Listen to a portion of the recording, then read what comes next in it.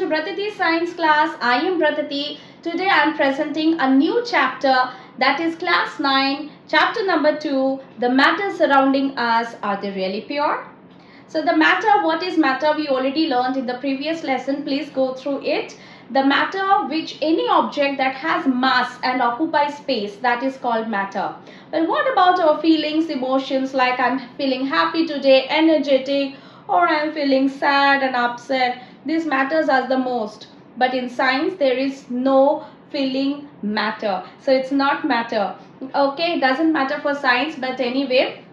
Now we call it the person has pure heart, the heart of gold. So we say that pure heart, but really the matters are pure or not, that is today's topic. So are you ready? So in today's class we are going to cover that the different kinds of matters, whether they are pure or impure, and impure what are the types, and impure what are the types, what do they call them, how do can differentiate between them. Okay, so let's begin today. Class 9, chapter number 2, are the matters pure? So that is a question, whether they are pure or not. So quick recap what we have learned about matter. So who can tell me? Yes, the object that has mass and occupy space, right? So that has mass, that is we are a matter, we are made up of some component, so we have mass and we are occupying a space, that's why we have volume, so we are matter. So are we pure? So that is the question. So in scientific terms, the pure means the matter is made up of small substances, small particles. We already know about the atoms and molecules in the previous classes, right? So the substance, the smallest particle or the smallest substance which cannot be broken down to further by any physical or chemical means, that is the smallest particle. So every matter is made up of the smallest particle, that is called atom. We know that. So the substance is the matter. So based on that, the matter can be pure or impure. Okay, the impure we can also call them as mixture. The pure substance, when we break the substance or break the matter, we get the smallest element. So in pure substance also we have element and we have compound. I will tell you the difference between element and compound.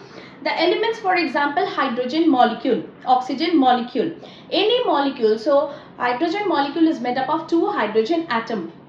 One oxygen molecule O2 is made up of 2 oxygen atom.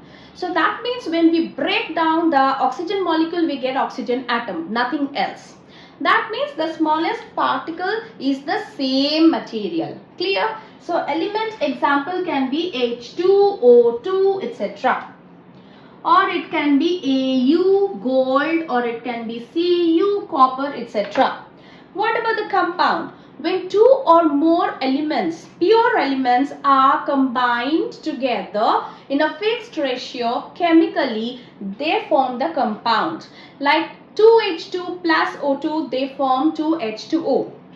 So let's see, water is a molecule. How it is made? 2 molecules of hydrogen and oxygen, 1 molecule of oxygen, that makes the 2 molecules of water.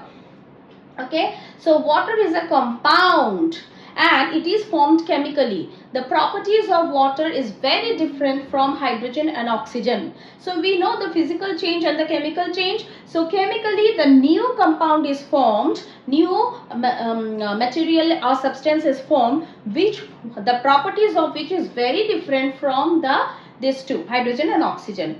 And this is formed chemically, that means it is irreversible. Again we have to break it by the chemical methods. It will not happen physically. Okay, so we need to follow the chemical methods for hydrolysis and all. Alright, so elements and compound is clear. So shall we move to the impure? substance or impure matter. The impure matter is also called as mixture. Okay, so mixture can be of two types. One is homogeneous, another one is heterogeneous. So let's write, first is homogeneous and heterogeneous.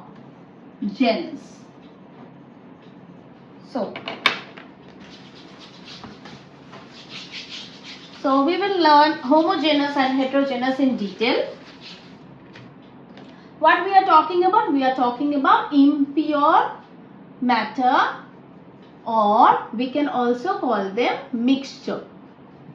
So we can differentiate to homogeneous mixture and heterogeneous mixture. In homogeneous mixture, it is also called as solution, when all the particles present in the in this mixture is similar. Okay, so let me show you. I have a glass of water. Okay, so this water is called as solvent.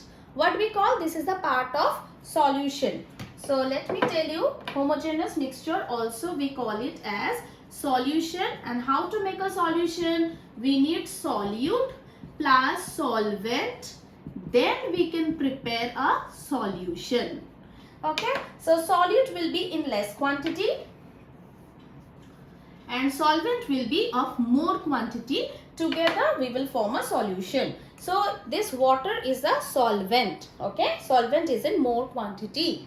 And in a bowl I have taken salt. You can take salt, you can take sugar, you can take any other particles. So I have taken the salt. Now what I am doing, you can see the solvent, and here I am mixing the solute. Okay, my solute is being mixed. So what I will do, I will take a spatula and I will mix it. So what I am doing, I am mixing the solute with the solvent. And when we are stirring this for some time, the salt particle is getting into the gaps in between the water particles or water molecules. We have learned it in the last chapter, right? So in between the molecule there are the space. So in between the liquid molecules there are the space where my solute, that is salt particles, have taken the place. So this is called a salt solution. So my salt solution is ready. Each particle of a solution is very small, which is less than 1 nanometer. 1 nanometer is 10 to the power minus 9 meter. So here I have the torch light, and now when I am, can you see the ray of the light through it? We are not able to see it properly because the particles are very small and the light from the torch or from the source is not getting scattered. Okay. So remember, we will discuss about this later. So this is my salt solution ready. So in this case, I show you the solution, which is a salt is the solute here. Water is my solvent. Together they make the solution. Clear? And I also told the particles are less than 1 nanometer in size. Now coming to the heterogeneous mixture, there are two types. There are again two types. One is suspension, another one is colloid. Okay, two new terms, suspension and colloid. I will show you suspension. Here is another glass where I have taken the water here. So you can take it as a solvent as of now, and you can take this chalk powder as a solute as of now.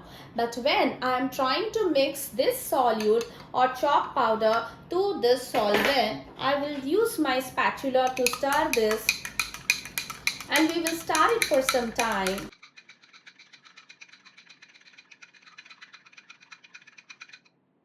I will keep it for some time. Okay, so this is the result. You can see some particles are getting deposited. See, some depositions are there of the bigger particles. This is called a suspension. It is not a solution because the solute is not dissolved completely in the solvent.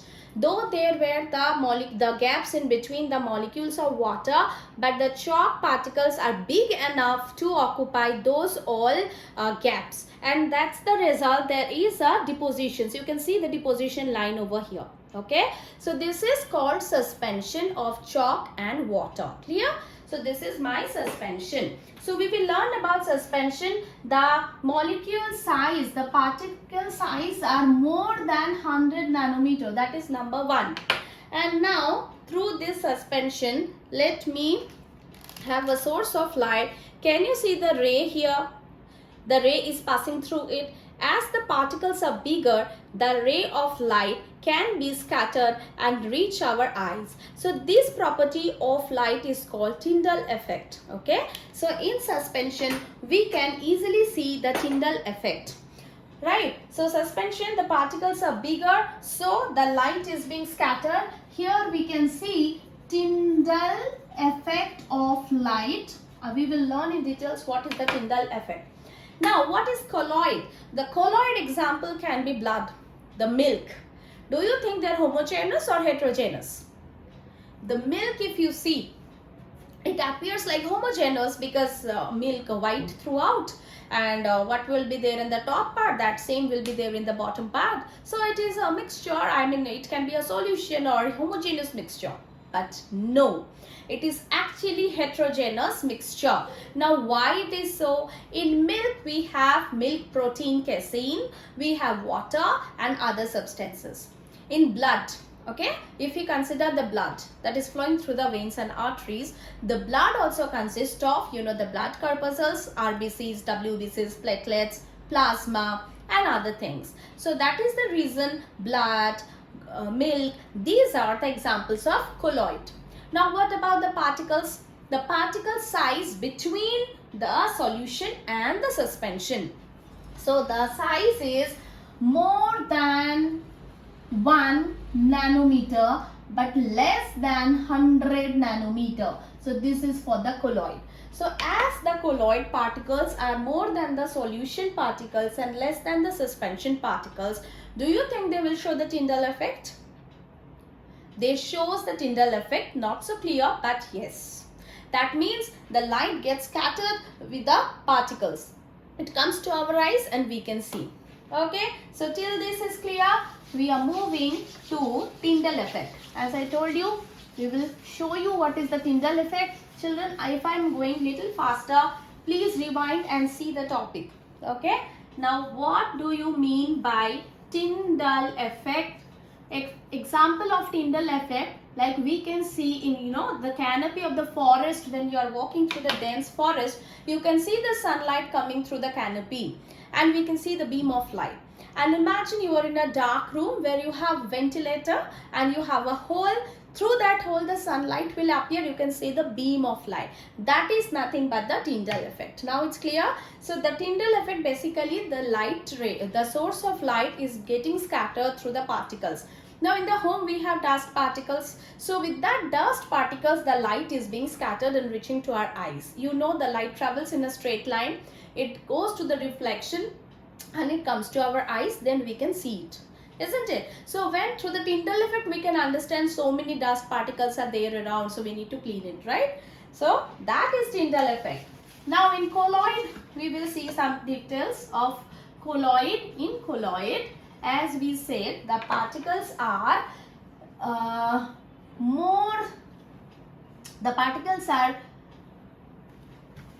less than 100 nanometer and more than, it's less than 100 nanometer, and so we will write like this: colloid particles which is more than 1 nanometer and less than 100 nanometer. So these are the size of the particle. For colloid, there is a name for the solute. The solute is called a dispersed phase.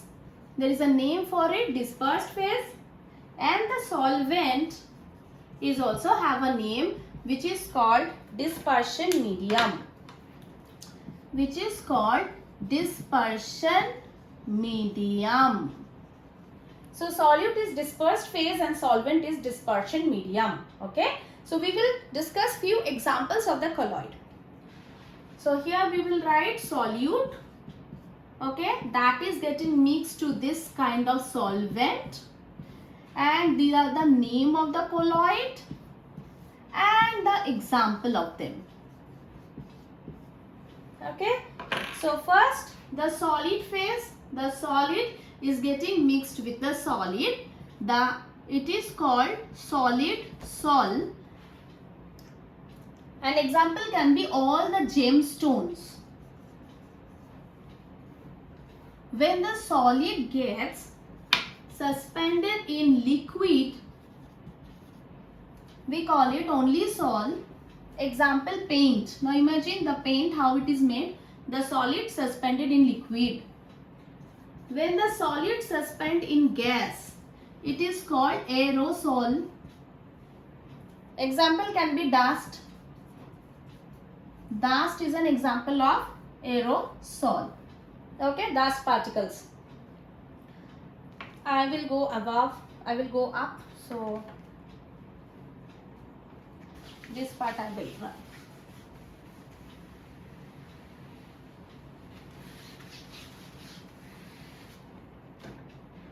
Okay, next, liquid.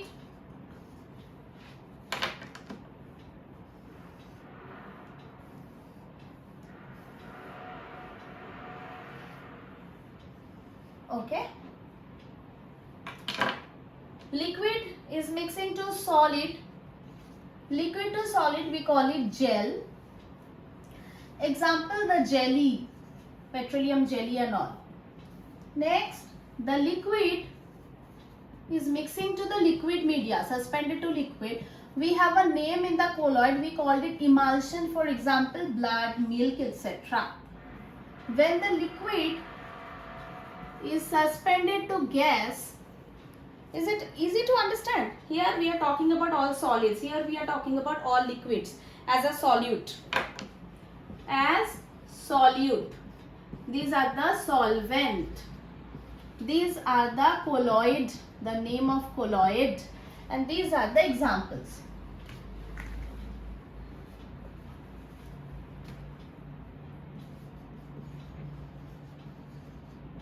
Okay. Now, when the liquids are immersed or suspended in the gas, liquids in the gas,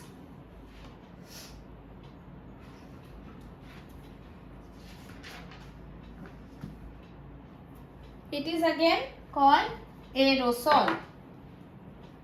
Liquid in the gas also aerosol. An example can be fog. Next we will move to gas to solid. It is again the solid sol. Example, pumice stone. I am going to show you pumice stone. This is pumice stone. If you see properly, there are a lot of gap in this solid stone, right? And it used to rub our, the knees and all, the ankles and all. So this is the pumice stone. It's very light in weight. If you put it on the water, generally it will float. It depends on the volume of the water. So there are a lot of air within this stone. So this is solid, and in between the air is there. So that is gas to solid. And the next one, gas to liquid.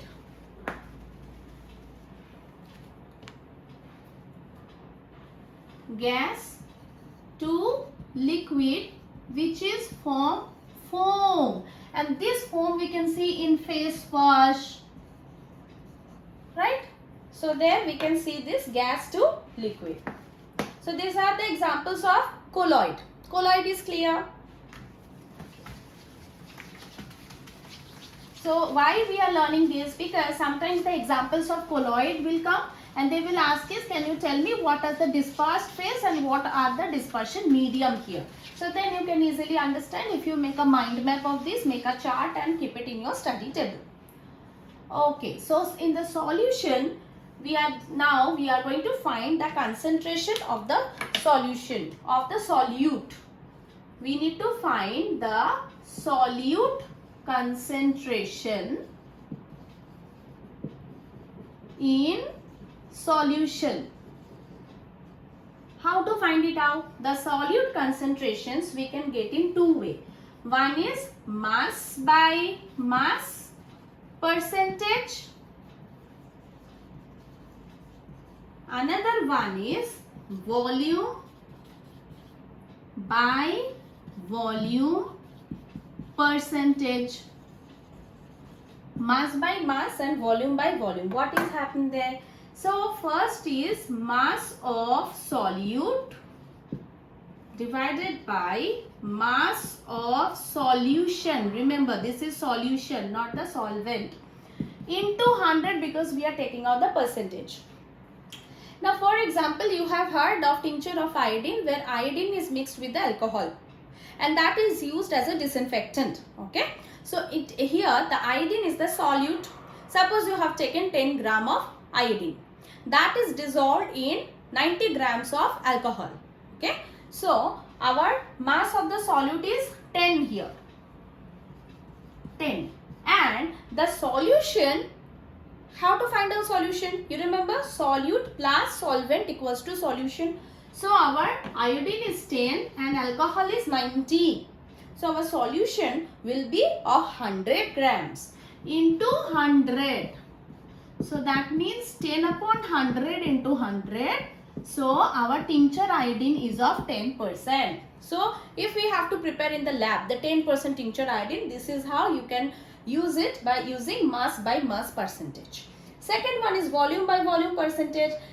So for that we need the volume of solute divided by volume of solution multiplied by 100. Here again we are multiplied by 100 because we are finding out the percentage. Similarly, suppose we have 10 ml of iodine and that we are dissolving to 90 ml of alcohol. So now total solution, the volume of solutions will be 100 ml. So it will be 10 ml upon 100 ml into 100.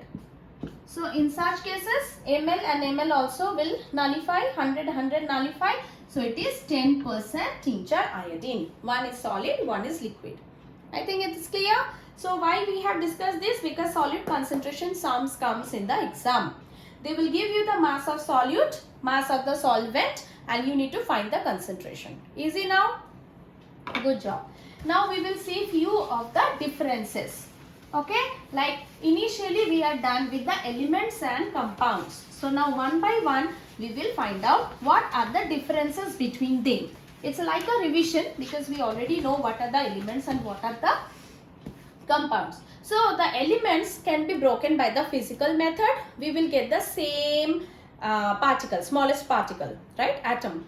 And for compound we cannot break it down by the physical change, and it is prepared also by the chemical change, chemical reaction. So first thing we will see that what is the difference between physical change and difference between chemical change.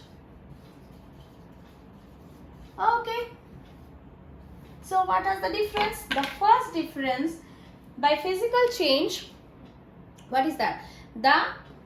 No new item is formed, no new object is formed. But for chemical change, completely new object is formed.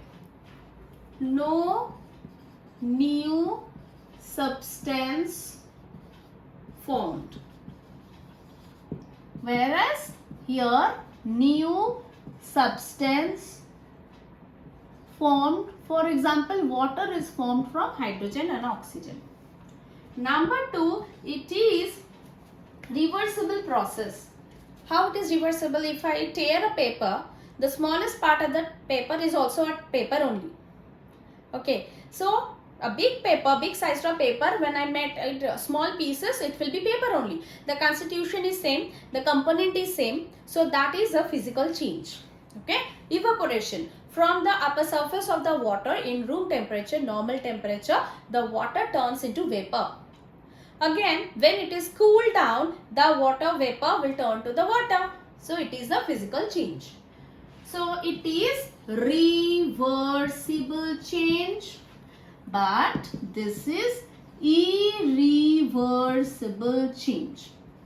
So this is the difference between physical and chemical change. Okay. So example we already discussed, so I'm not going into it. The next is elements and compound. You can already start or write in the comment box. You already know what are the difference. So one side elements, another side compounds. First difference is element is made up of the same small particle or atom, made of similar atom, because you know atom is the smallest particle, made of two or more elements. So compounds are made up of elements. Elements are not made up of compounds. Okay, that can be justified. Elements can be of three types: metals, metalloids and non-metals. You know how many elements are there in periodic table? You please go through the periodic table and by heart this: hydrogen, helium, lithium, beryllium, boron, carbon, nitrogen, oxygen, fluorine, neon, and so it is like periodic table. 118 elements are there. Out of till date 118 elements are discovered. You may be the next one who discovered the 119th element. So out of 118 elements, there are metals, metalloids and non-metals Okay, metals: copper, iron, etc. Gold. Metalloids, example silicon, boron, etc. Non-metals, example all the inert gases: helium, neon, argon, krypton, xenon and radon. So there are three types.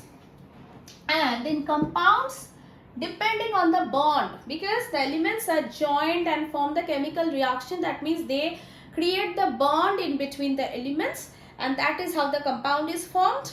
Depending on the bond, it can be ionic compound, molecular compound and the metallic compound. So it can be ionic compound, metallic compound and molecular compound based on bond.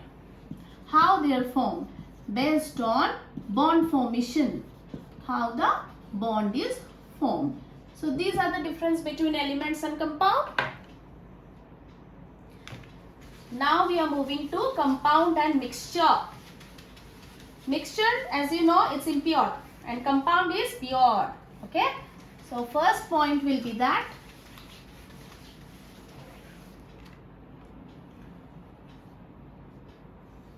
compound and mixture.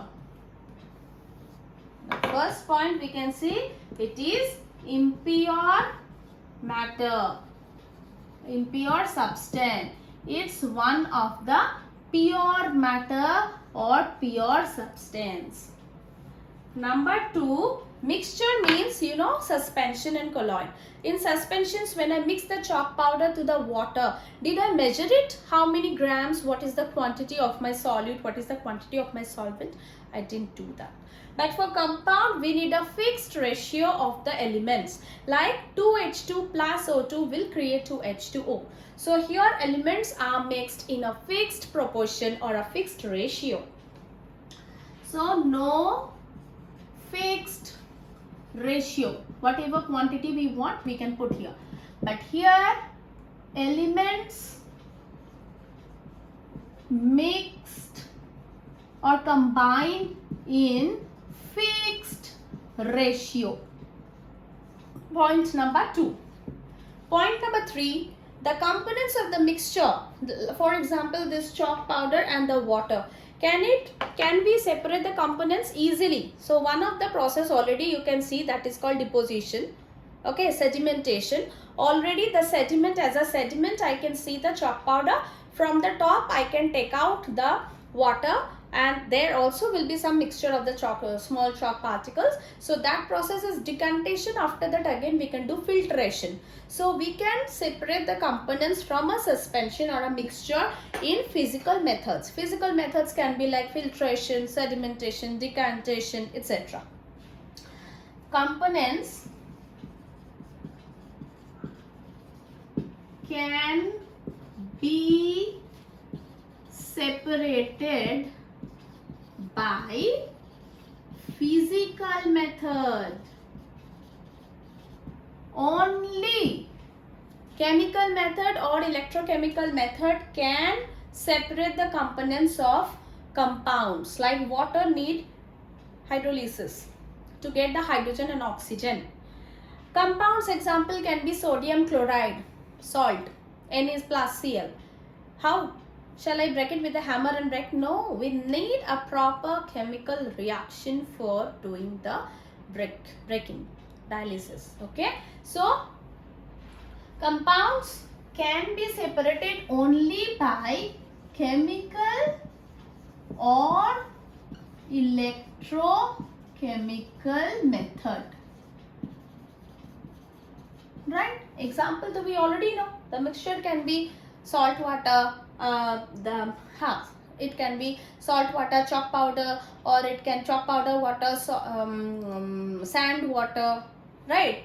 Oil water, and compounds can be NaCl. Then sugar solution, sugar can be like C12H22O11. It can be glucose. Okay, it can be C6H12O6. It can be any other thing, silver nitrate, copper sulfate, CuSO4. So those are the compounds, these are the mixture. Okay, so what have we learned today? Matters surrounding us, are they really pure? No. Some of the matters are pure, but there are the mixtures too which are impure, where more than two or pure substance are being combined. Okay, and in mixture also we have homogeneous mixture and heterogeneous mixture. Homogeneous mixture are called solution. In solutions we have two parts like solute and solvent. And for heterogeneous mixture we have suspension and colloid. We know the particle size, we know how to distinguish between these three. We know Tyndall effect is shown only in suspension and colloid, not in solution, because in solution the particles are very small, less than 1 nanometer, so the light cannot scatter in the particle. Okay, then we learned about the difference between okay, now how to get the concentration of solute from a solution, the different examples of the colloids, and dispersed phase and dispersion medium, examples of colloid. Then coming to the distinguish between physical change and chemical change, elements and compounds, mixture and compounds. I hope you liked today's session. Please do like, subscribe and share with your near and dear ones. Spread learning, spread your knowledge, spread love. Thank you. See you.